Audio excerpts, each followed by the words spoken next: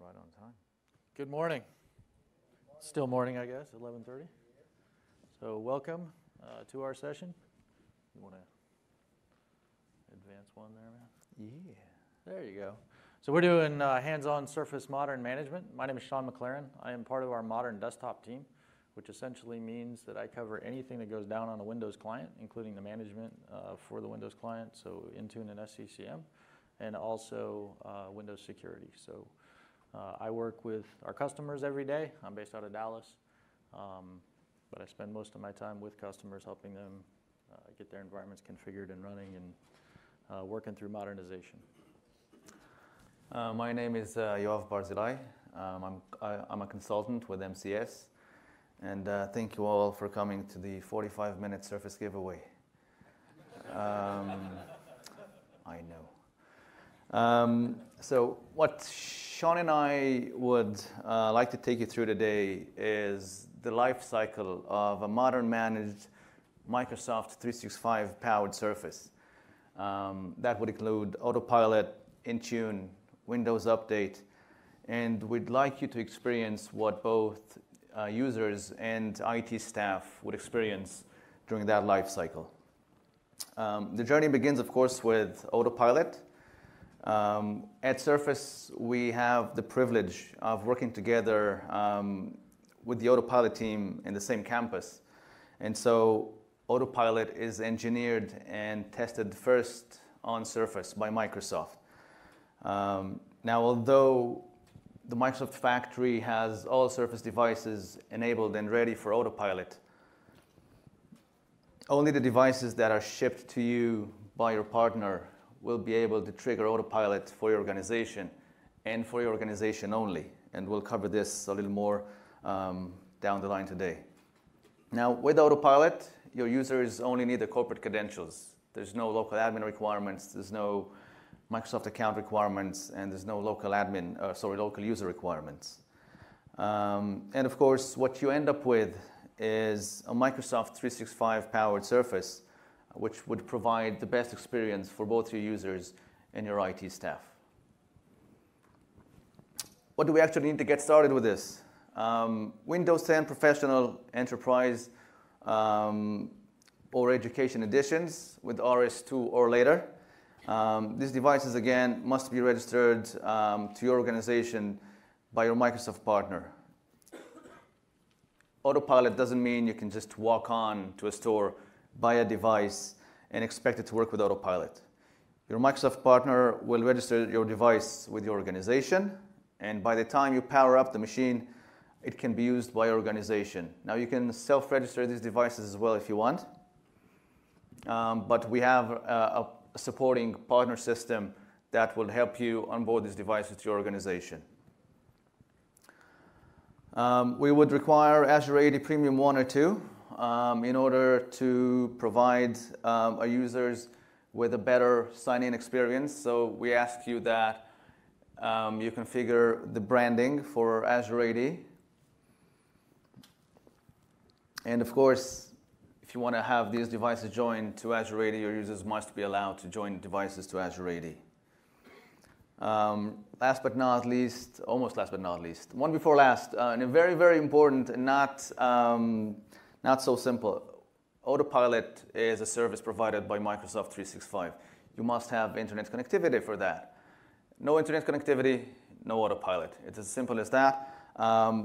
If you're using Wi-Fi, we support captive portals, so you can sign into the captive portal if required.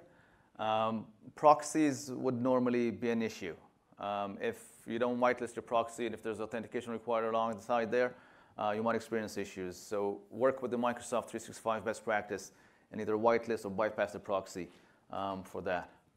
And of course, we recommend using or we require using Microsoft Intune or other MDM solutions so you can have software configuration and application pushed to your devices. Now, let's walk through the out-of-box experience on an AutoPilot-enabled Surface. If any of you has installed a Windows 10 device lately, you know it could be a time-consuming task. We need to configure keyboard, region, end user license agreement, privacy settings. You need to go to your local account or Microsoft account. Otherwise, you have to then join it to your work or school account. Cortana, we want to save you all this time. And in fact, what we've done as part of the preparation for this session is we timed how long it would take a normal account or a regular installation of Surface on Windows 10 and how long would it take Surface with AutoPilot. We noticed we can reduce the number of screens that the users are hitting by 75%. 75% is basically a quarter of the time. So if it took us 20 seconds to get a fully functional Surface device by just configuring it, installing it, with AutoPilot, it takes us 5 minutes. 20 minutes. Sorry, 20 minutes initially, right? So 20 seconds would be fast. Yeah, 20 seconds is a little too fast. We're working on that, though. Yes. So 20 minutes for a regular installation and only 5 minutes on Surface with AutoPilot. So what do our users actually see when they're configuring an AutoPilot-enabled Surface? The first 4 screens are identical for all installations. They'll see the region and the language, of course, and the keyboard, and the second keyboard. If you want a second keyboard, you can configure it there. If your Surface is connected physically to a Surface dock or to a Surface connector, the network screen would just be missed from the configuration. You won't have to go through it. If you're using an LTE, Surface Advanced, or if you're using Wi-Fi, you will be prompted to choose a network. What happens then in the background is that Surface communicates with Office 365 and Microsoft 365 DDS, checking first if it's enabled for AutoPilot and acquiring licenses. So if it is AutoPilot, great, we'll walk through it. If not, we'll continue going through the regular configuration process of Windows 10 on a Surface. What happens next, whether you're AutoPilot or not, is you're getting a 0-day patch. So we confirm that no device is vulnerable when you first log on into it. The end user license agreement is something that you can choose to skip when you're using AutoPilot. So your users won't have to accept the auto license, the end user license agreement. You've accepted it for them. If you're not using AutoPilot, the next thing you'll see is this ambiguation asking you if you want to sign in with a local account, a Microsoft account, a work or school account. So this far, we've passed through these screens, and the last screen that users are actually compelled to use is providing their Office 365 credentials. So an identity and a password or an MFA. Cortana is always skipped for AutoPilot. And then we have the privacy setting, which you can choose whether you want your users to set them or not, or you want to set them for them. And OEM pages for other manufacturers. So basically, if you're using AutoPilot on Surface devices, all you get is 5 to 6 screens, and your computer is ready to go.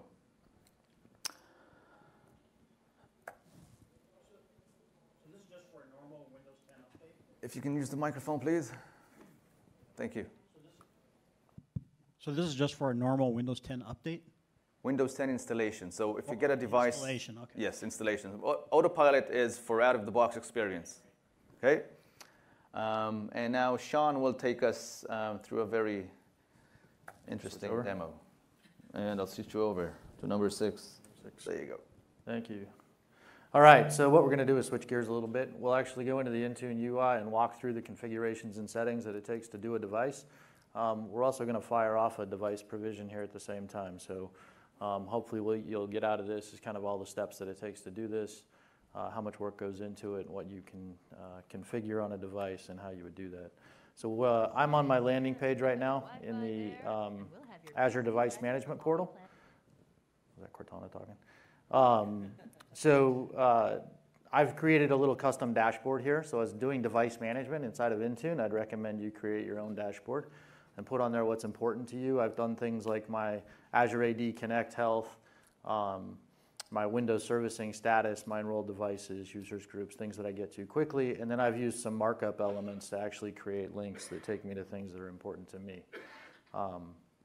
Most of those will walk through the process. But so drilling in a little bit, we talked about some of the requirements. One of the requirements to set up AutoPilot is Azure AD branding. So that kind of goes without saying. I have to have Azure AD Connect running. So AD Connect is what syncs my on-prem AD users to Azure AD. Those are the identities that we will use for this. So that's kind of a prerequisite, and then putting the branding into Azure AD. This is required for AutoPilot because when we get to that network connection stage and ask the person to log in with their corporate credentials, we're going to pull your branding down into that screen so that they get a very personalized experience as they're going through Ubi. So the time-consuming process there for you will be creating the right image sizes and getting them small enough that everything is happy. Once you do that, the other key to making this work is I've pulled up Yoav's user information here in the new Microsoft 365 Admin Center.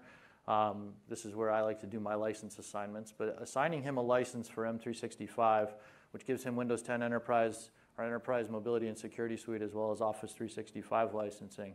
That allows me to do things like when he's provisioning his machine, I can uplift him to Windows Enterprise automatically from the Pro OEM image that ships on Surface. I can also install Office 365 Pro Plus Client, and I can secure our corporate data and protect our identities with the Enterprise Mobility and Security Suite. That also gives me my Azure Active Directory licensing and the ability to join that device. So those are required as well. It does also take away the need for KMS servers and things like that. So the other thing that I can enable optionally, this is the Azure AD MFA screen, but you basically can turn on MFA for your users. I highly recommend you force MFA on them. And what this will do is it'll actually bring that MFA experience into Ubi as well. So as he's going through the process, he will get challenged for multi-factor authentication. Once we get the basics set up there, we move right into actually enrolling the devices. So as mentioned, we do have a partner portal. Whoops.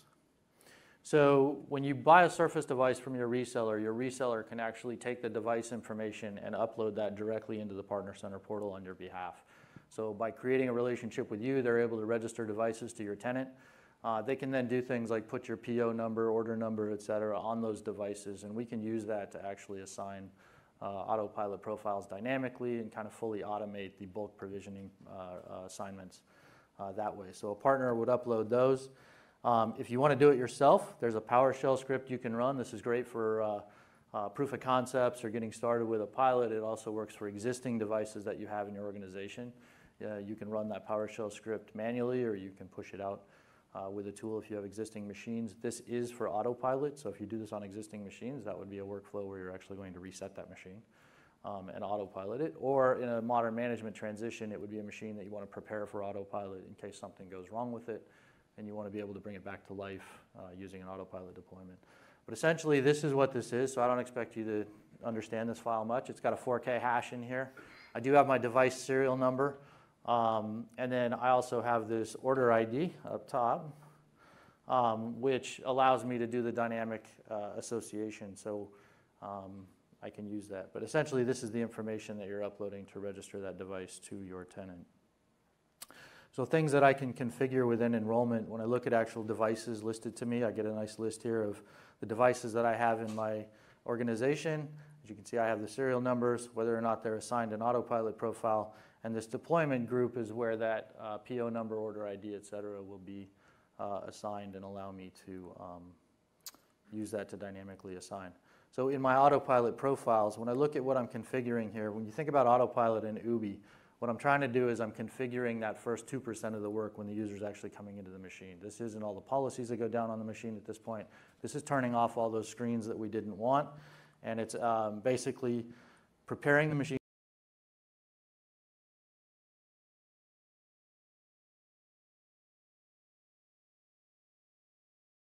password, which most people know.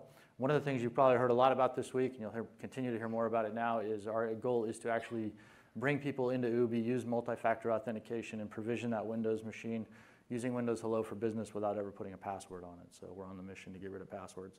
But this is where I actually turn off the licensing agreement, my privacy settings, and I drop my mouse. And I also set the account type here to be a standard user. So AutoPilot is the only way to provision a brand new machine where the first person that logs into Windows is not an administrator on that machine. So this way we'll bring them into the box as a standard user. Any global admin from your Azure Active Directory tenant can then log into that machine as an admin. It's very similar to the paradigm you have with an on-prem AD and a domain admin. I can also use Intune to assign additional administrators to that machine if I wish to. In preview right now and working on the insider builds for this fall, we do have the ability to also name the machine at this point. That's the bottom setting I have there. We also have the ability to turn off the ability to change account or switch out of that UBI Pro flow. So the flow is completely locked to you at that point. Both of those are in preview, and they do work today with a Windows Insider build. So before I do this, do you want to pull up in the store? Sure. Too many mice here. So this is our last prerequisite for things we have to set up, and then we'll actually go configure a device. So in order to either import devices from the store or to push apps to your devices, we require that you have the Microsoft Store for Business sync enabled. That's already done here. When you go to the store, you'll have to choose a management tool with which you will deploy the apps. So that would be Microsoft Intune. It's there by default. You just need to activate it. And once you've done that, you have the ability to actually build. Sure, sign me off in the middle of the demo. And once we have that, we have the option to actually build collections. And these collections can then be pushed in batches to users to their machines. So the other thing you can do here is you can invite developers within your organization or third parties to publish applications into your private store. So as a developer who's invited to publish, that means I get to build my code, publish my app into your store. That goes through an approval process. Once you approve that application for deployment, that application would be ready to deploy through your private store. It can also then be assigned in Intune. So switching back, what that gives me on my machine, this is actually my personal machine. So when I look at the store, I have a tab in here for Microsoft. So that isn't a Microsoft consumer store. That's actually our internal store. But it shows up as a tab in the company portal. So the apps inside of there are actually applications that were curated by your organization. So that's the private shell and how that's exposed to the end users. So applications deployed that way can either be pushed to the device or they can be self-service, brought down as the user requests those. So those are the other prerequisites. Once you have that set up, you're now ready to configure and deploy the device and put apps on it. So we'll move back into device configuration. So device configuration allows me to create profiles that will go down onto that device. I have several different types of profiles that I can create. So when I go to create a new profile, I need to give it a name. And then I choose a platform. In this case, we will choose Windows 10. And then I can choose different types of platforms. So we even have Windows Team in here for provisioning a Surface Hub, but we can do device restrictions, endpoint protection policies, information. We can do kiosks. This is in preview today. This is also something coming with the fall build. So that is a complete zero touch. So when Yoav showed the flow at the beginning and you had the machine that was plugged in and went through the language and privacy, things like that on a kiosk deployment, if I actually specify the language in the AutoPilot profile and plug that thing into a network cable, we will skip everything. So as soon as you power that device on, it is true zero touch. It will wake up, contact the cloud, grab its configuration, and provision itself from there, completely zero touch. That is in preview today, works with the Insider preview as well. Oh, I'm going to pull open an existing policy. So some of the things that I can configure when you think of device restrictions and managing Windows clients from the cloud, as we all watch the blades load.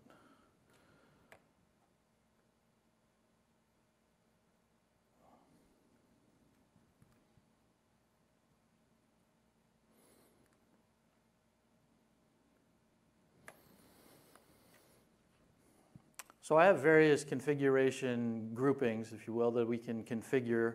Those are down the center of my screen. So I've got some general settings I can configure for different device types. Some of the options apply to different devices depending on what the capabilities of the device are.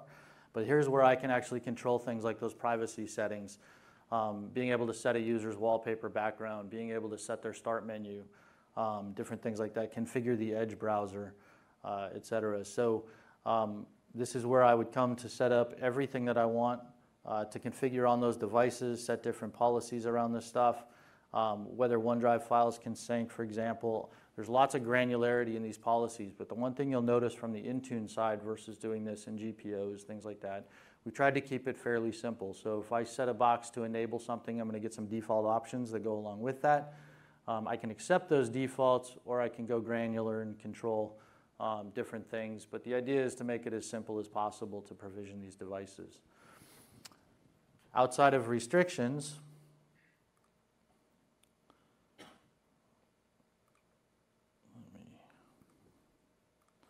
when I look at endpoint protection settings that I have available to me through Intune,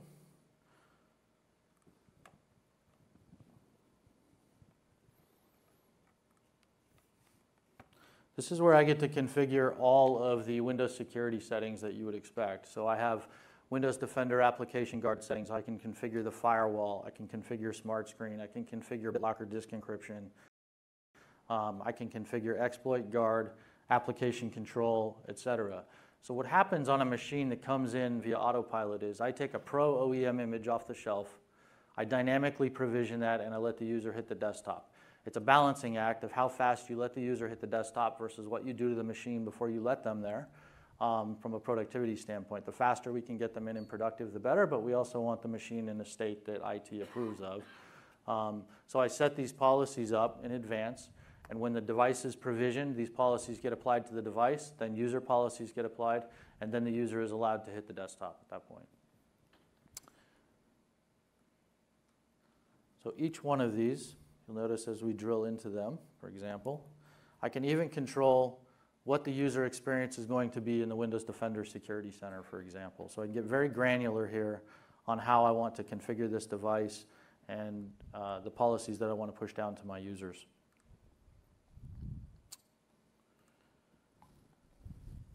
So one of the things that happens during a dynamic provision, if you think of modern management and provisioning, Windows 10 has a health attestation to it, which basically allows you to check the compliance of that device against your policies and decide whether or not that device is healthy.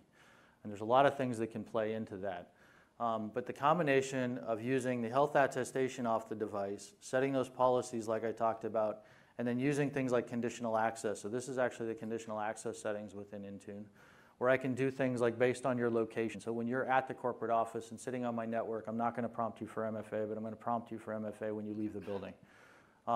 Things like I am not going to let you connect to my VPN until all of our policies are in place, right? So this is part of the balancing act of provisioning an end user machine and using conditional access potentially to hold that machine off of certain resources until things happen, which will allow me to let the user hit the desktop a little bit faster and let some of the configuration finish in the background after they've done that.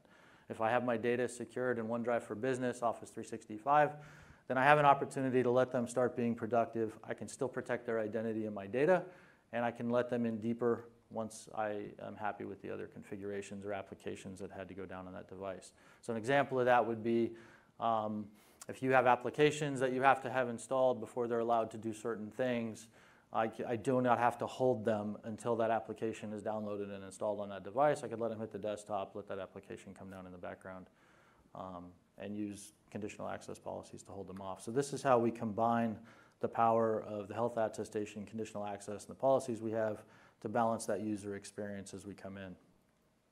So coming back to applications, this is where I get to deploy the applications that I have in my environment. Now, I have synced Intune to the store for business here, so I'm seeing both applications from the store for business as well as other Win32 applications that I have uploaded. So you can directly upload your MSIs or line of business applications here and assign those as well. When I look at how an application is actually configured, there's some basic properties that go with the application.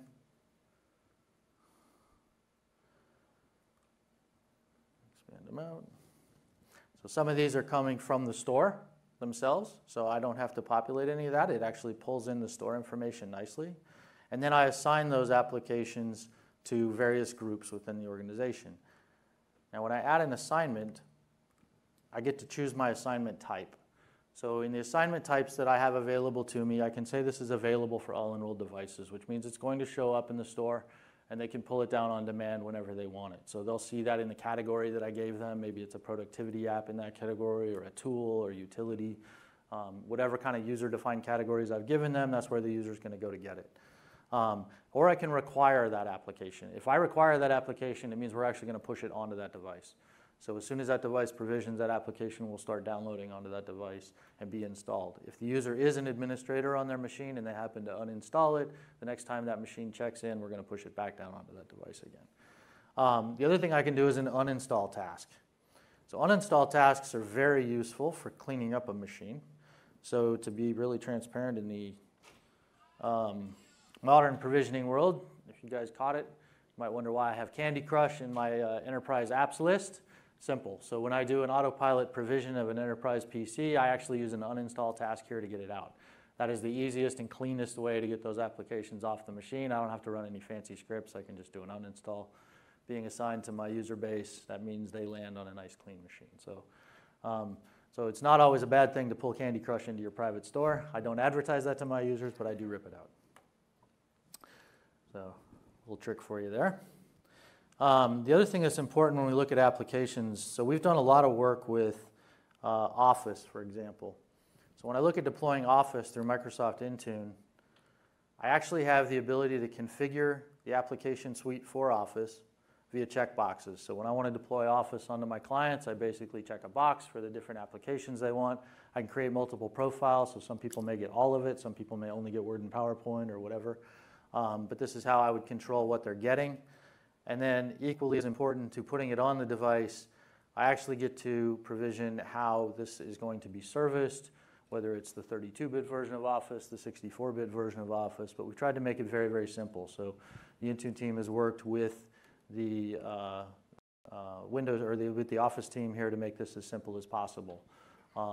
One thing on the Surface devices, we do ship our Surface devices with the Office trial on there already, so actually a user can immediately pull a device up and sign in. But we can also uninstall the consumer MSI and push the Enterprise Pro Plus onto that device right here as well, just by checking a box. Just to add to that, if you're not using this option, you're probably using the Office customization tool with various XML options and deployment options. This would be the easier, cleaner way to do it. It's a very simple way to get Office. And on a good, strong Wi-Fi connection, one of the questions I get asked a lot. So on autopilot deployment on a strong Wi-Fi connection, I can usually get into the desktop in about 5 to 6 minutes. I have Office and am fully productive with Office 365 Teams and a handful of business applications in about 15 minutes. So it's a pretty good user experience. So the last thing I'll point out in the apps list here, importantly, is I'm pushing the Configuration Manager client onto my machines from here as well. So using Intune, I'm bringing machines into the organization. I'm pushing the ConfigMan client onto them, so effectively my machines are co-managed. So for those who are not familiar with co-management, you want to pull that slide up real quick? And we need the... So while he changes the slide over. So co-management is the ability to have SCCM and Intune acting on the same machine at the same time, and they are fully aware of each other. This is a leg up for Intune in the PC management space. Co-management only works with Intune and SCCM. But it allows us to handle those more complex scenarios. It allows me to reuse my legacy task sequences for installing line of business applications or things that I have. If you do have third-party products that create servicing issues for you, where you have to do something to that product or remove it and reinstall it, et cetera, during feature updates, we'd like to see that modernized. In the meantime, you can use co-management to do things like that and actually still run a task sequence. Co-management does work with an Azure AD only joined machine. It also works with a hybrid joined machine. So one of the things also announced yesterday was the ability to do a hybrid join. So I can have a machine that's joined to Azure AD and AD during the autopilot process. Co-management will work in any of those scenarios. The idea when you think of modern management is I have a left to right. On the left-hand side, I have traditional. On the right-hand side, I have fully cloud-based and modern. And as I slide machines across that paradigm, I want to try to get as far out as I can. So if you can bring a device in Azure AD join it, manage it with Intune, install the SCCM client for those last mile things that you can't do any other way, but not actually domain join that machine. You've taken a slightly higher posture by reducing your attack surface by not having that thing on your domain. You've given the user the great experience of not having that GPO set taking effect as they log on, so their log on is incredibly fast. And so it's a great user experience. I'd recommend going that way first and then doing the AD join if you have to. Again, utilizing legacy task sequences and app installs, etc. When you modernize over time, there's a tool called MMAT. MMAT is good for mapping your GPOs existing today to CSPs, which is the cloud equivalent of a GPO or a cloud policy. So that MMAT tool can be run on an existing Windows 7 machine or an existing Windows 10 machine. It'll give you a list of this policy goes to that CSP, and then the delta of things that don't have a map, which you can figure out whether you still need them or they apply, or how you want to handle that specific scenario. So we'll go back to my machine. So during app deployment, again, I'm putting the config-man client down. The script that is actually in this policy is something that I got out of config-man itself when I set up co-management within there, and I actually downloaded the script. You put it into the Intune portal and hit go, so it's very simple to set up. So once we get a device out in the world and we want to talk about servicing that device, really important is the ability to support the deployment rings directly within Intune, so we've built all that functionality in. We actually do support previews as well. So I do recommend as part of your servicing process, you're actually bringing preview bits and having a limited set of users evaluate those, decide what features and functionality you want to take advantage of next, get your early look at application compatibility and things like that. But when I configure these rings directly within Intune, I get all the granularity that you would expect as far as what branch of code that I'll be taking, restart Windows for my machine, whether or not I'm going to allow drivers and things like that to update on that machine as well. This all leverages Windows Update for Business, so equally important when you configure this is also to configure delivery optimization.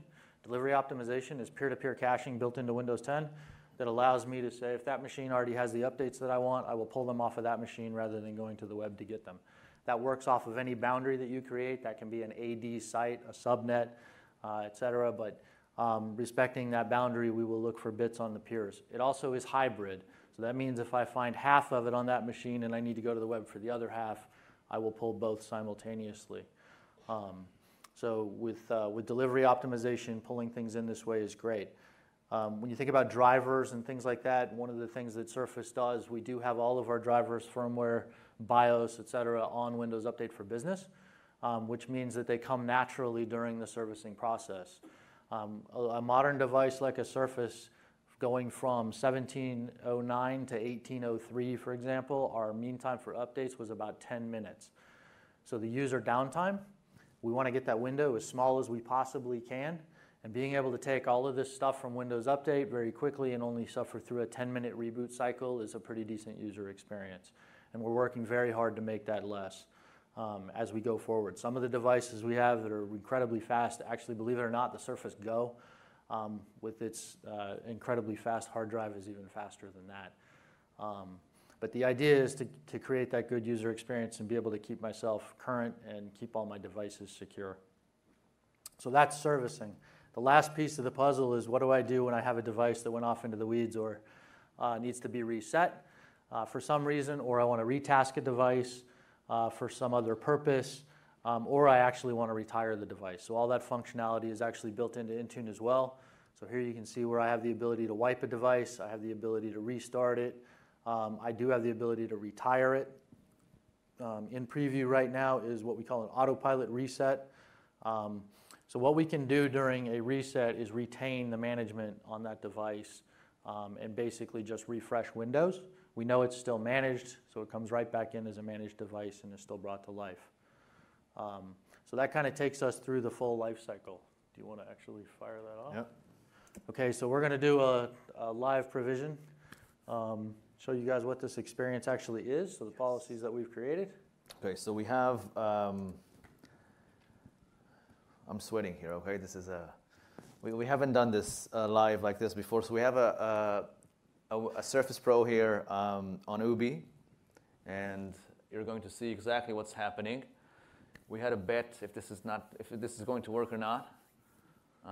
It'll work. So the scenario is, this is a direct ship device. I ordered a brand new Surface. It was registered to my organization, creating that affinity between this and our Azure Active Directory. So we direct ship it to our end user, who may or may not be technical, and they get to go through the out-of-the-box experience. What you can't hear at the moment is Cortana is actually talking to you. So if you think about direct shipping this device to an end user who is not technical, they can actually use voice or touch. There she is. Yeah, and then she heard you. She thinks it's okay. So we are in the United States. So is this your keyboard laid out? Yes. Thank you. And no. Keyboard layout. Yes. Do we want to add another keyboard? Anyone here fancies a fancy keyboard? No. So you guys can't see it, but he's actually using touch on that screen. So the other beautiful thing about AutoPilot is that I am leveraging the Pro OEM image that came on this device, which means all of my drivers are in there and everything just works. So he can use touch and voice through the Ubi experience. When he gets to the end of this and my policy forces him to set up Windows Hello for Business, I can turn the camera on and look at his face. And it all just works because the drivers are there. Okay, so we are at the corporate sign-in page. Okay, no question, home or office. We skipped the network because we're connected. So the only thing I need to do now is enter my credentials, and miraculously, everything's going to work.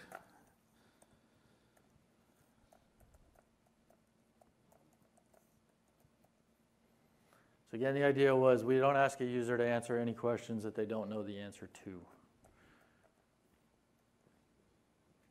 With Windows S on 1803, we are able to bring a user into Windows without ever asking for that password. We can use multi-factors to do that. This fall, we'll be able to do that on any Windows machine.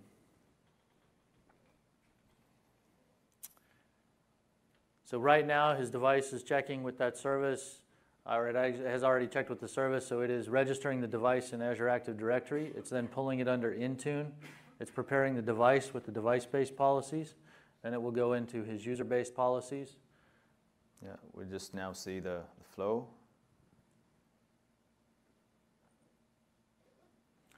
So as he enters Windows, he's now getting a user account created on that machine where he will be a standard user, not an administrator. Do you have a question? So Can you use a mic just because the recording won't catch your voice otherwise? So did you mention that sign-in experience would support the new passwordless login functionality I will in the fall. in the fall? Yes, Okay. that's not in 1803. Got it. Okay. It's in Fall the update. fall. Continue anyway. That's it. I can now use Windows Hello if I want to. Do I want to? You can, I can. or you can just do the pen. You can all view my face even closer if you want now. Okay. So we're using Windows Hello for Business.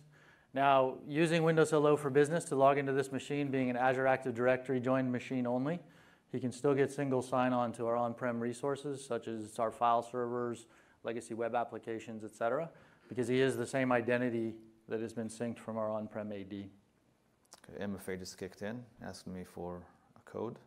So we are using MFA here, so I told you that policy that we have into effect is going to force him to use MFA. So he'll be setting up his Hello credential here. The advantage of the Windows Hello for Business credential is that his credential is tied to the TPM in that machine. It cannot be used or replayed from another device. So we get a security uplift from that and stop the pass the hash or attacks like that. So he'll create a PIN. He won't expand it, but the PIN requirements that were brought down to that is actually the policy that I set up in Intune for what my PIN policy is. So that policy has already been applied to him as well. All set. And now he's in. So we didn't time that. I think that was somewhere close to 3 minutes.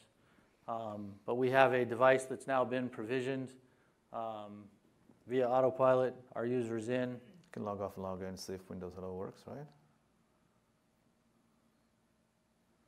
You can. His custom start menu just took effect. I don't know if you guys caught that.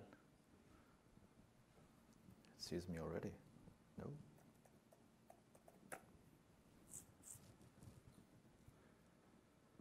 And so that brings us to questions. Does anybody have any questions? Are there any questions?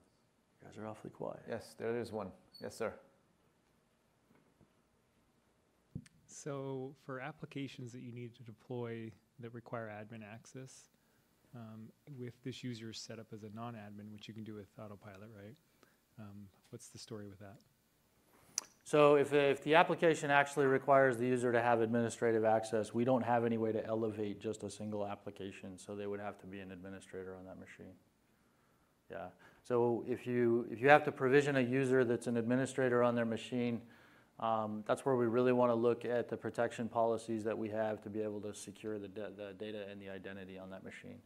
So if we can protect our corporate data from leaking out, so something like a Windows information protection policy where we know that the data is corporately owned by a corporate identity, and then not allowing that data to be copied and pasted into Twitter, Facebook, et cetera, that takes some of the risk out of having them install those applications.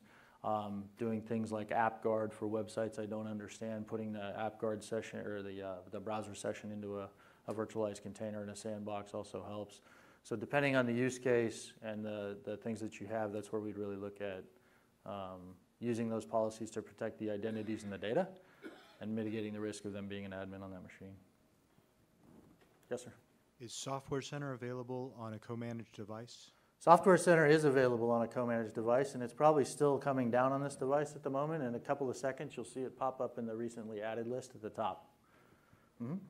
So Software Center is an interesting question. So one of the things that I do get asked on the modernization side quite a bit is that gives your users a couple places to go for things, right? So you'll need to manage that experience of those applications don't show up in your private store, you get those from Software Center. So typically we use that for more of the assigned stuff and the legacy applications we want to push onto the device rather than the self-service mechanism. Anything else? Takeaways. So fully provisioned in a few minutes. He had his custom background, his custom start menu, his taskbar pins, fully ready to go on that device. Office is on there, and we're ready to rock. So that was a pretty quick provision. It's a great user experience. All right. Yeah. So takeaways? Yeah, so we've shown and we actually confirmed the Surface is built for modern deployment and management. Only cloud-based management required. There's no user intervention required. We shorten and simplify the processes for that. Best experience for users in IT is a Microsoft 365 powered Surface. Again, all the drivers are already in it, and Windows Update has the updates for drivers and firmware for Surface as well in it, so there's no additional software you need to download from anywhere else.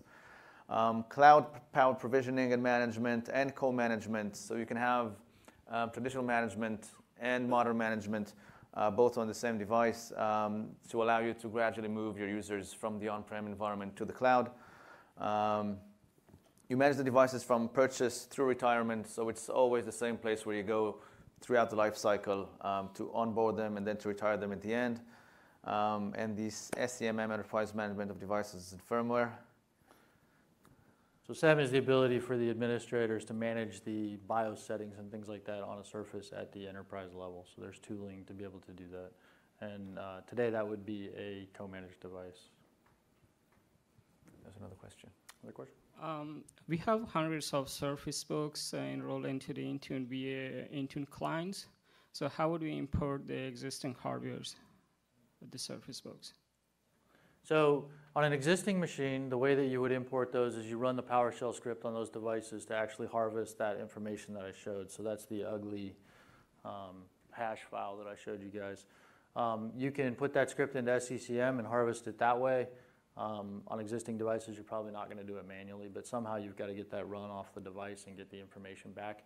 That comes back to you in a CSV file format, so you can put a bunch of those in one file, and then you upload that. What it does for you on an existing device is that when I have a user out in the field and something goes wrong with that device, or I want to retask that device for a different purpose, hand it to someone else, et cetera, then at that point I'm able to bring it back to life via AutoPilot. So that typical process of I need to get the machine back, I need to wipe it, reload it, provision it again, and hand it back to the user becomes I just need to send it a reset command and tell them to log back in. Cool. So As we're ending in our last 30 seconds, you want to flip back over to that one? Yes, of course. No guarantees this works immediately, but what's the name of that one? You want to wipe it? Yeah. Okay, so let's show you yours. So we'll end the demo appropriately. We built a machine, and now we're going to make it go bye-bye. KPI.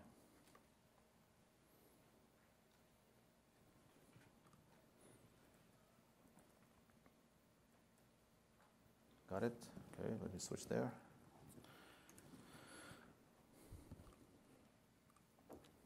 So I'm actually going to initiate a wipe command on that machine, and if all goes well in the next 30 seconds or so, you're going to see it wipe itself, or start the wipe process. There, nope. It's flickering, that's usually a good sign. See if the demo got There it is. That's how fast I can get rid of one from Device is IT gone. administrator. Okay, so for the reason we're all here for.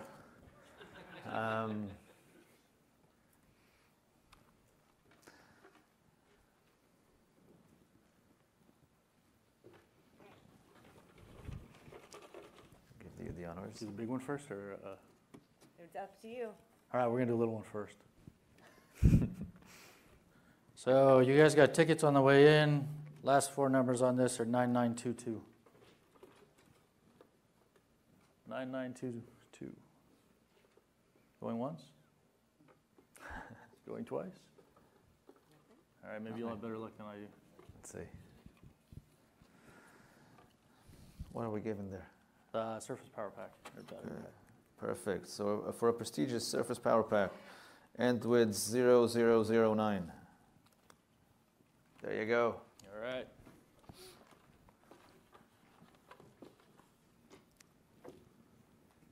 This is for another prestigious Surface Power Pack.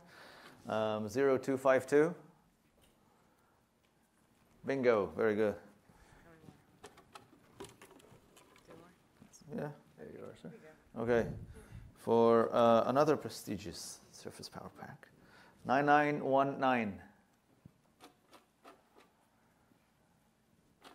Okay. Locks out. Going once? Twice? Last chance for a prestigious Surface Power Pack, 0011. There you go. There we go. Okay, and now for a Surface Book, is it? Mm-hmm. Surface Book 2, 9917. Going one. Oh, that person's really bummed. Going twice. Want to read it one more time? Yeah, let's do it. Okay. Someone's going to really hate me today. 9959. There you go. All right. Okay, make sure before you leave you check out our other Surface sessions. They're all awesome and amazing, and please evaluate our session at the end. Thank you very much and have a lovely day.